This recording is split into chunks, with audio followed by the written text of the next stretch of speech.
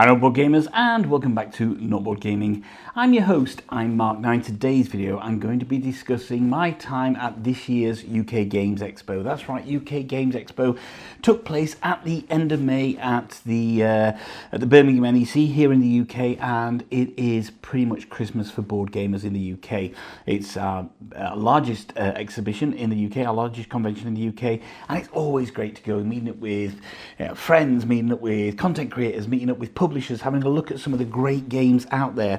So I'm going to go through kind of what I saw there, what I've come back with, and yes, there are some kind of prototypes and early production copy here as well, and kind of what games I think you should be looking out for. Now I'm going to keep checking my phone because that's got a list of everything I did in kind of in the order that I did it as well, so I do apologise for that up front, but yeah, it was an absolutely awesome and tiring weekend. So I get there on the Thursday, meet up with people that I know, and I go along for the press preview.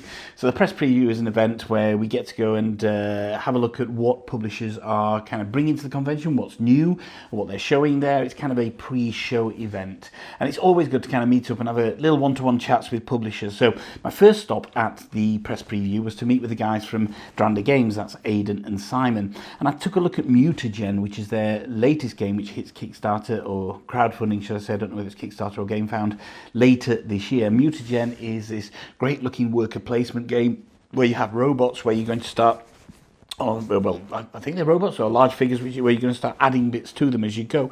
Looks like a really interesting concept. Now, they demoed it over the weekend, and unfortunately I didn't get a chance to play it, but if you've seen from the pictures, it looks really fun. Great worker placement game. Probably will be previewing this at some point before the crowdfunding campaign, so really looking forward to kind of diving into Mutagen. Then after that, I went out and spoke with Jamie Jolly. You'll know Jamie Jolly from, of course, Oathsworn, which was just this fantastic, my game of, I think, 2022, I think, and my solo game of 2022 was Oathsworn.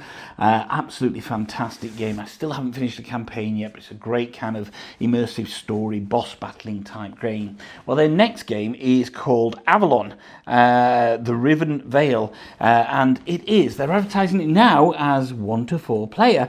Now, they didn't have the solo on show there, but it is this kind of great looking circular map which evolves. You turn tiles over and move spaces, and you're going for kind of area control kind of things, using these multi-use cards and these fantastic looking miniatures to try and get the most out of it. I did have another meeting with Jamie a little bit later in the week where we discussed the game in a little bit more depth and had a look at some of the miniatures. He really went into great detail on how the game looks and how the game plays, and I'm really looking to see what's happening with this. Now, I've checked on the kind of pre-crowdfunding page, and it's now being advertised as 1 to 4 players.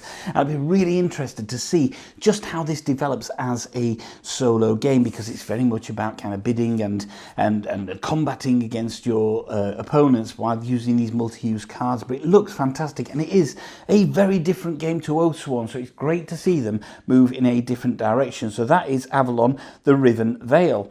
Then next up, I got to look at a game which I then got to play a little bit later on during the convention, and that was Rove. Now, Rove is this dungeon crawler. Imagine Gloomhaven, but a version of Gloomhaven which strips away a lot of the stuff, and that's exactly what Rove is. It's all kind of easily set upable. You got a book for the maps, etc. You're putting everything on the table. The art may look strikingly familiar to the first Gloomhaven, to Gloomhaven itself, and that's because it's the original artist from there.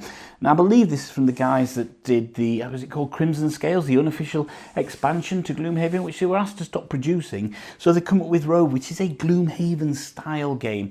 Look, so I played this, and I demoed it. I demoed through a scenario with a couple of people I've never met before, a little bit in the convention, and it's got these interesting use of cards. Unlike Gloomhaven, you're not discarding cards, but you're flipping the cards. So if you use one side, you then flip it and you get to use the other side, and you can feel this sense of progression potentially in the characters that you've got. All the characters are wildly asymmetrical. It did make a difference kind of comboing off each other in the demo that I played of Rove. I think it's just completed its campaign on Kickstarter, but it's certainly one to watch out for. I think my only concern with Rove is potentially how it's going to last over a campaign. I didn't see any of the campaign structure. Literally just played a singular scenario as a demo, so it'd be interesting to see how that is going to last and how the campaign is going to carry you through there. That is my only concern. I'm not too sure I have no backing for this, but I'm not too sure whether it's got the teeth to last as a campaign game or whether it would feel like a series of disconnected adventures. But from what I played,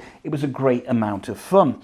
So after I'd spoken to Wes Todd over regarding Rove, I then went and spoke to Dave Beck from Paverson Games. Now, as you may know, I really liked Distilled when it came out. I previewed it for the Kickstarter campaign. I then obviously I received my copy, played it a lot. Played it just last week with Will Brown, Hungry Gamer. He's been over visiting me for the last week or so. So played it last week. Distilled is a fantastic game. And then last year at UKGE, I demoed a very early version of Luthia. Well, now they've got the kind of prototype versions ready. So here's my prototype, ready to do the preview for the crowdfunding campaign, which starts, I think, on July the 16th.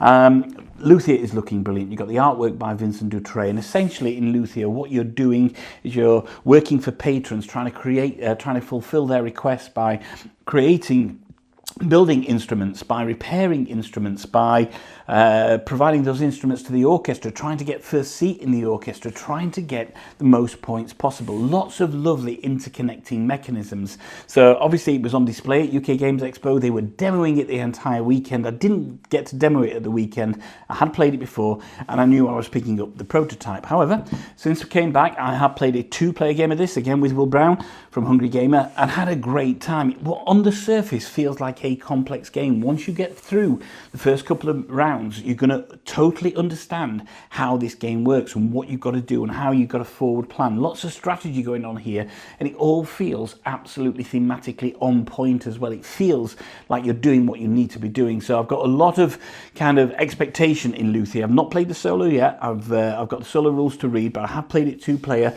and we both had a great time. So watch out for Luthia kind of coming up in the next few weeks on the channel. Then I went along to Hachette Board Games and spoke to Fabio Lopiano, who's got a game called Shackleton Base, which is again a worker placement game set on the moon, and it looks kind of interesting. This does it have enough to kind of stand out? I'm not too sure, but from what I saw, you're kind of building various bases. You have different corporate entities that are trying to colonize the moon, and they've all got their own agendas, etc.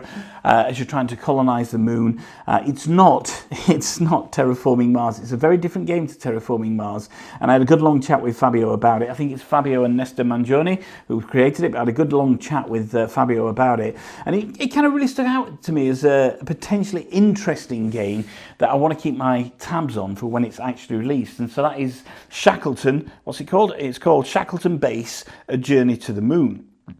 Then I went and spoke to David Digby, who was there representing Alicat.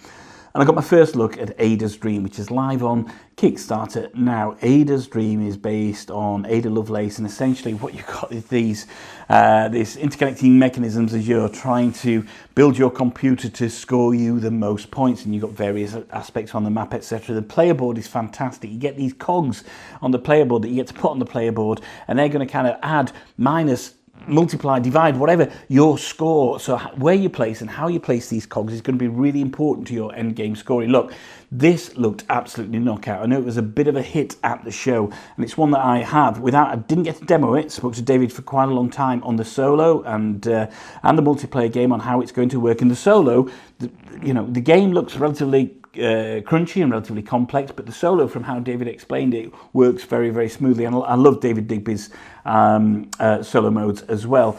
So keep an eye out for Adah's Dream. It looks absolutely fantastic. I was really impressed with what I saw, and I knew as soon as I saw it, it was an insta-back for me, and that's exactly what I've done. So if you like crunchy Euros with a solo mode designed by David Digby, then keep an eye out for Adah's Dream. Then what did I do? Then the last kind of people I spoke to on that night was Osprey Games, where I saw Undaunted 2200 Calisto. So this is the next iteration of the Undaunted games, and it's obviously set in space. Now, unlike Undaunted, this comes with some boards, which are your maps basically. So there's a number of boards in there, and they're going to play out the scenarios on there. Obviously, it's solo as well as multiplayer. There's different scenarios of each of those. Now, Undaunted itself, I quite like. I think the official Solo mode for Undaunted, which was released about 18 months ago, is a little bit overwrought, if you like. This seems a more stripped back version of it. You still get that kind of connection to the characters that you're playing on the board, because they've all got their names on there, so if one's going to die, you get that personal impact that you've got on there. But it looks like a really fun implementation of Undaunted, so I'm really looking forward to seeing more about Undaunted 2200 Calisto protocol, I think it's called. Undaunted 2200 Calisto. So really looking forward to seeing how that plays out, what happens in Undaunted and Undaunted Calisto, and just how it compares to original Undaunted. And then, other than speaking to people like Mike Dennis, to Peter Vaughan, to Luke Hector, etc., Mark Monk, that was kind of the preview done. There were lots of other people and other bits that I spoke to, but those were the highlights of the preview. So then, after a couple of board games, it was time to go to sleep, and then the show started in earnest on the Friday, and Friday was huge. There were so many people there on the Friday. It was absolutely massive. Probably the busiest Friday I've ever seen. Saturday was even busier. I started off on my Friday by meeting up with Mark Monk, who'd never played Ironwood. So Ironwood from Mindclash Games, which if you follow my video, I did my channel, I did the preview video for Ironwood on the solo. So Ironwood was there, and Mark said he wanted to play a game with me, so we teamed up, and Mindclash let us play head-to-head against each other.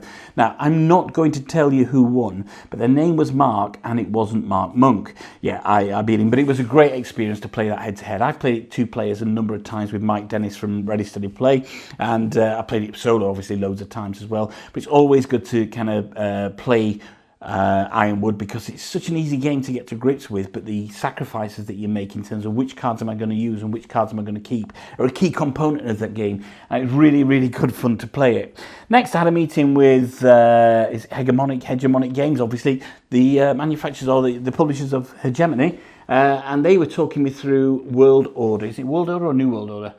World Order, which is their follow-up game, which is essentially a superpowers game. Now, I didn't get to demo this, and at the moment, there are no plans to solo as well. I can absolutely understand why there would be why solo would be difficult in this. It looks really fascinating. Imagine one of those big kind of mega war games that people play. That you see them take a day to play. It looks like that stripped down. You're going to play one of the 4 superpowers, kind of vying and jockeying for position, and you'll all have your comparative strengths, whether that's arms or whether it's research, etc. And you're all jockeying for position to become the most powerful in the world. Lots of interplay here. I can see it being a big hit with gamers. It's still away from being kickstarted, but it does look like a fantastic game if that's for you. But as I say, at this stage, there's going to be no solo on it, which I think is exactly the right move. Then after that, I did a bit of a purchase, and I bought Agonia, which is potentially the biggest game I could have bought at the convention. There was copies there of Agonia. I know this is back out on Kickstarter or crowdfunding again now for the reprint. It really struck a chord with me. I know that Michael Kelly over at One Stop Co-op Shop thought it was one of the best games he'd played this year or last year when he previewed it, or was it early this year? And you know what? It was my opportunity to get it there, and then without kind of forking out for a Kickstarter and then waiting months and months for it to be delivered. So I got that. Now, I played through, since I've been back, the first 3 scenarios, which are tutorial scenarios, and I'm already loving it. I've chosen my characters. They're slightly upgrading at the moment. I've got down all the basics of how the game plays right now. It's the first 3 tutorials done. It's a big game. It's a big sprawling game. It's going to take up a lot of table space, but if you're looking for the next kind of campaign game that really has some bite, some teeth, and something a little bit different to it, then take a look at Agonia. I'm really enjoying my time with it. I'm going to have to devote time to actually getting that back to the table and playing it even more. Then I went to see Glass Cannon Unplugged.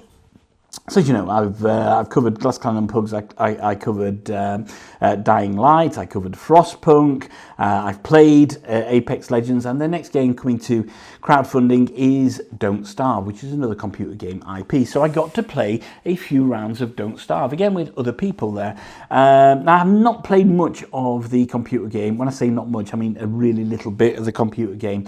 So this was a bit of a fresh experience for me going in here, and it seems good. It's kind of, you know, you got objectives to kind of complete, and you're uncovering maps on the board and uncovering monsters and collecting stuff so you can craft stuff.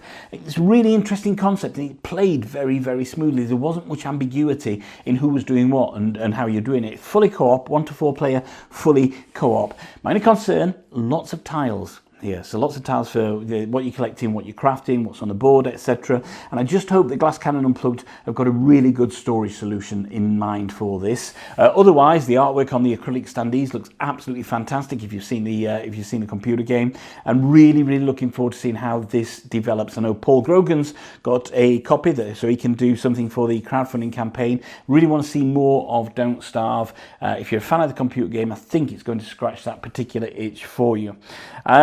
Then I went along to Lucky Duck and had a look at the sequel to Octopus 2. Didn't get to play it, but it adds more into the game. Octopus was obviously a big hit when it was released kind of a year or so ago, from Paperfork Games, who've just done obviously crowdfunded Terraria, and distributed by Lucky Duck. So Lucky Duck had Octopus 2, the expansion there, which adds more into the game. Didn't get to play it much. Well, no, I didn't get to play it at all. I didn't get to see much about it, as you can see from the picture. That's kind of what I saw of the game. But if you like Octopus, then I think you're going to enjoy it more.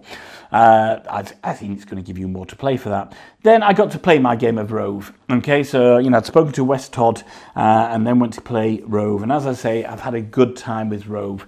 Does it have the legs to sustain through an entire campaign? Unsure at this stage. I need to know more about it. But the gameplay was easy. The setup looked fast. Learning the rules seemed relatively straightforward. The 3 of us at the table, me and 2 guys I'd never met before, all kind of got it fairly quickly. And as I say, before long, we were all bouncing off each other and kind of working out what the best approach was for the 3 of us to do. If I was to play, can you play it true solo? It didn't ask. I've got a feeling that 2 characters would be better for Rove. So do make sure you check it out if it looks of interest to you. Then it was off into the evening then. There was obviously lots of other things and kind of meeting people, etc. But I met up with Mike Dennis and Michael Smith from Ready Steady Play, as well as one of their patrons, and Eleni from CGE. And we played a game of Harmonies. I'd bought Harmonies earlier in the day. And I thought, you know what, I really fancy Harmonies. Everybody was talking about it. Not played it solo yet, but I played it a number of times at 2 and 4 players. And you know what? I really like Harmonies. It's a really nice, easy to get kind of optimization puzzle game, dynamic optimization puzzle game, as you are kind of trying to build up your habitats on your board to achieve certain objectives, be the objectives on your cards that you've got or the ultimate scoring objectives as well. We had a great time with Harmonies. It's not a complex game. It played in about 30 to 40 minutes for 4 players, so it was, and that's with 3 people never playing it before, and that is really good. Played it at 2 players since, not played it solo yet, and I know there's some variations on BGG about how to play it solo, but it was great fun. Then myself, Michael Smith, and another guy, we played a game. I think it was called Mlem, M-L-E-M, which is a game about kind of cats in space. Really fast, fun game, trying to send your cats up into space. Thematically makes no sense whatsoever. It could have been anything in there. It's a pretty abstract game in terms of what you're trying to do, but it was fun enough. There's some dice rolling and various bits in it, and I kind of enjoyed Mlem. There's no solo there. Would I buy it? Probably not. Would I play it again? Yeah, I'd give it a go. But it was fun enough, was Mlem. So I think that was my Friday. Oh no, there wasn't. There was one more game. Played a couple of 3 games of Peruki, which is just a little kind of push your luck, take that kind of game. Really enjoyed that. Again, probably not a game I'd buy, but if somebody brought it out at a con and each game takes around about 10 minutes, I'd happily play Peruki. It was kind of fun to play. So I think that was my first night done. Yes, it was. Yeah. So that was the Friday done. Then went on to the Saturday, and although I didn't get to demo it because the demos were all full, I went to look at SETI, the next game from CGE. So this is all about discovering extraterrestrial life, the search for extraterrestrial intelligence. yeah, this looks great. And I know, I think Luke Hector played it. I spoke to him about it. He really enjoyed it. My friend Hilmar played it as well. He had an absolutely fantastic time with it as well. So this looks really good. A nice kind of Euro game with lots of different mechanisms. You've got this board where things spin round and you're going out and you're investigating parts of the solar system and find out whether they've got life there. A lot of fun to be had with SETI. So if that's your kind of thing, then do go and check that out. I then had a proper chat with Jamie Jolly about Avalon, which I spoke about earlier. Then went and spoke to my buddy Peter Vaughan from Cardboard Alchemy, who was, you know, for an hour or so each day, he was showing this game right here, which is Andromeda's Edge. So, as you know, this crowdfunded last year. It goes out to backers a little bit later this year. Peter had this copy, which is the only pre-production copy in the world. He had this copy and he was showing people there. And then after UK Games Expo, so I came home on the Sunday. On the Tuesday, Will Brown, Hungry Gamer, and his wife came over to see me. Peter was still in the UK. Peter and Will know each other. Peter came over to my house with his son, me, Peter, Peter's son, Will Brown, and Mike Dennis from Ready Steady Play, who's moved to Sheffield near me, played a 5-player game of Andromeda's Edge. And let me tell you, if you have any kind of expectations about this game, it's probably going to surpass them. I absolutely adored this 5-player game. Took maybe 4 hours, maybe even longer than that, but that was with lots of joshing, ripping into people, having a lot of table talk at the game. So Mike had never played it before. I don't think Peter's son had played it before. It looks fantastic on the table, as you can see from the pictures. It's absolutely amazing. It's not Dwellings in Space. It shares some DNA with Dwellings, but it's not Dwellings in Space. So why have I got the only pre-production copy in the wild at the moment? Well, Peter's kindly lent this to me for a couple of weeks before I pass it back to them for their marketing to do stuff on, so I can do a video on the solo, which I can get out to people before they see it. So keep an eye on the channel in the next couple of weeks for more information on Andromeda's Edge, designed by Luke and Maximus Laurie, coming from Cardboard Alchemy. Real pleasure. There'll be more and more photos, more and more videos of Andromeda's Edge, but let me tell you, this is just an absolute blast of a game to play, and the winner really came down to the very last round in terms of what we were doing and what we're all trying to achieve. And I think that is the absolute beauty. All the factions played differently. Once everybody had developed their own kind of strategies, it was really good to see how we kind of tried to optimize those strategies and exploit those strategies to get the maximum number of points possible. So Andromeda's Edge, more videos to come on Andromeda's Edge. So after seeing Peter with that, I then got to play a game I'd been interested in. This was Juan Pombo's Pampero, which I know came out to Kickstarter last year. It's from Ape Games. It's going to be delivered a little bit later this year. So I got to demo Pampero. Now, it's very much, or Julian Pombo, sorry, not Juan Pombo, Julian Pombo. It's very much in the vein of Lacerda, and that's understandable because Julian and Vita Lacerda work together a lot. And I've been really interested in this game, but I didn't quite pull the trigger on it on the Kickstarter.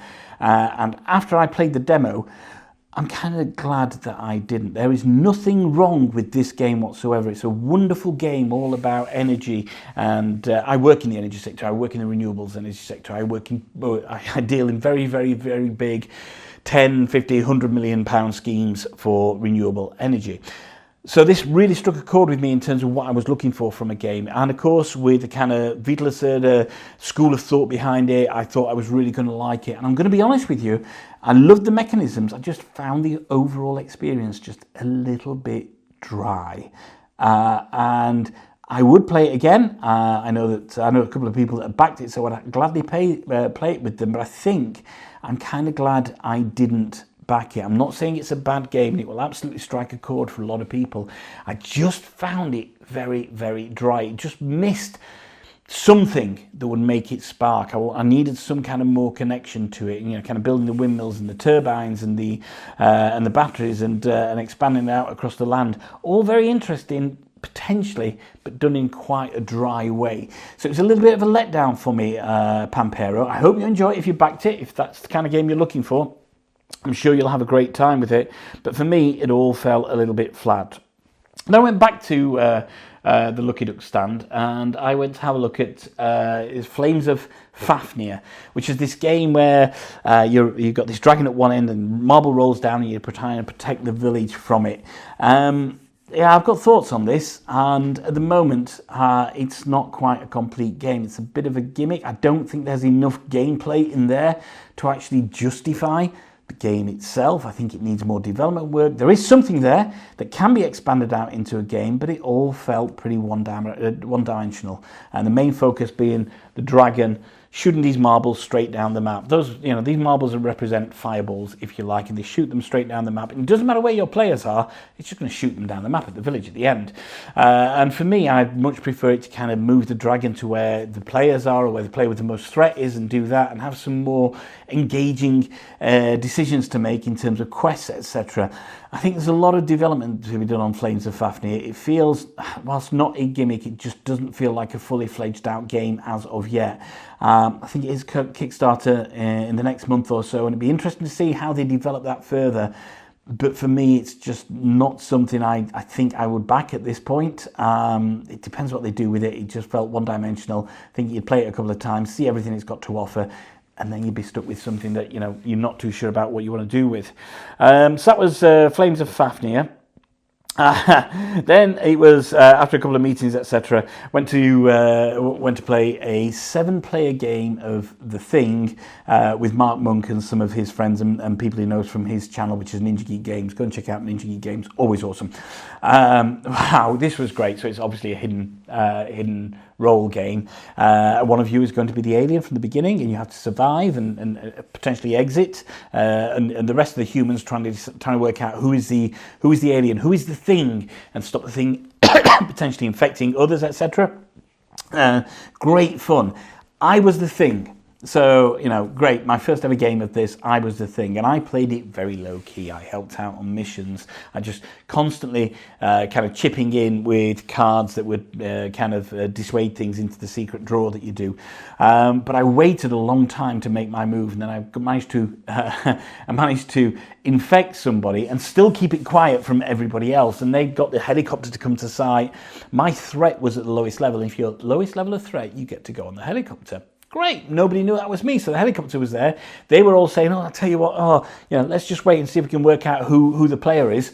My go, when it came around to my go, because I could decide, because I got the lowest level of threat whether I went on the helicopter, I went on the helicopter, said goodbye to them all, went off to infect the rest of the world and left them all there stranded, and totally won the game in a very kind of head below the parapet way. It was great fun, lasted a couple of hours, but it was really, really great fun.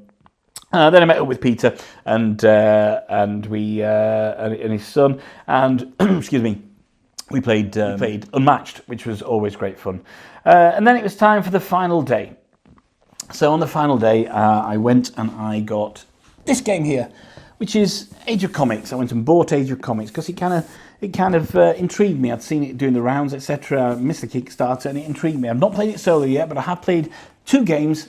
With Will Brown, 2 two-player games with Will Brown, and really, it's good. It's not a great game, but it's a good game. It's a good little kind of worker placement Euro type game as you're trying to get the best comics and then push up their popularity to make them better and better on the board. I'm looking forward to the solo. I don't think it's going to make anybody's top 10 list, but it's a game I would happily get out and play with other people at any time. I could have bought some of the luxury add-ons, etc., but I didn't. I just obviously went with that. So once I got Age of Comics, I then had a sit down, myself again, Mike Dennis from Ready Steady Play, and 2 of his friends on the Mighty Board stand and played through a scenario of Fate Forge. So Fate Forge is their kind of dungeon crawler, campaign-style dungeon crawler. Each scenario is going to take about 30 to 40 minutes. It is app-driven, so note that. But we played through a scenario on that and had a lot of fun with that. Now, I have come away with a review copy of Fate Forge and the expansion. It's not here at the moment because Mike Dennis at Ready Steady Play is going to be doing some stuff on it before I get my hands on it, so I've lent it over to Mike before I take it back and had a lot of fun with Fate Forge. If you don't like app games, it's just not for you, all right? That's the key thing. That's the worst thing I could say about what I played with Fate Forge is if you don't like app games, then it's definitely not going to be for you because there's no way of playing it without the app. But the 4 of us, again, cleared this one scenario. Jill was a great teacher, had a fantastic time with it. It was really, really good fun, and I'm looking forward to covering the solo and seeing how that plays. So again, check out the channel in the next few weeks for more on the solo. So that was my UK Games Expo. In a nutshell, there was obviously lots of other meetings and lots of meeting up with other people and content creators and all that, and seeing people and just talking to people. I love UK Games Expo. It's such a great time. You know, I do have some meetings, I do have some publisher meetings and some demos to do, but a lot of my time I want to do at UK Games Expo is meet up with people in the open gaming. That is the key thing for me. I just want to play games a lot at UK Games Expo, as well as picking up some other stuff as well. So yeah, thoroughly enjoyed it. Membership, I think the footfall was massive numbers this year. The Saturday was absolutely jam-packed, but there's still plenty of space to walk around as well. So I hope that gave you a good overview on what I saw at UK Games Expo. Keep an eye out on the channel in the coming weeks. We'll be having the Luthia solo preview, and of course we'll be having more videos on Andromeda's Edge before I have to, with gutted teeth, send that over to Rosie Powell from Rosie Cozy, who's doing the marketing on Andromeda's Edge. So I think a couple of weeks left with this. Hopefully going to get to play it a lot more. I think I've got a 2-player game of this tonight. I hope to get to play it a lot more and get the videos out there. So if you went to UKGE, tell me what your favourites were in the comments below. Thank you very much for watching this bit of a whirlwind tour on what I did at UK Games Expo. Keep an eye out for all the games that you've seen there, and you know, get your hotel rooms booked early for next year, because the prices are going to go crazy again next year. The hotel prices kind of went up through the roof this year, and they're already cited as going up again for next year. So it's going to be increasing in popularity as time goes on. Once again, thank you for watching me on this video. My name's Mark. This is Not Board Gaming. Don't forget to like and subscribe to the channel. Check out our other videos. And one final thought: if you can't find anyone else to play with, then there's nothing wrong with playing with yourselves. Until next time, bye-bye.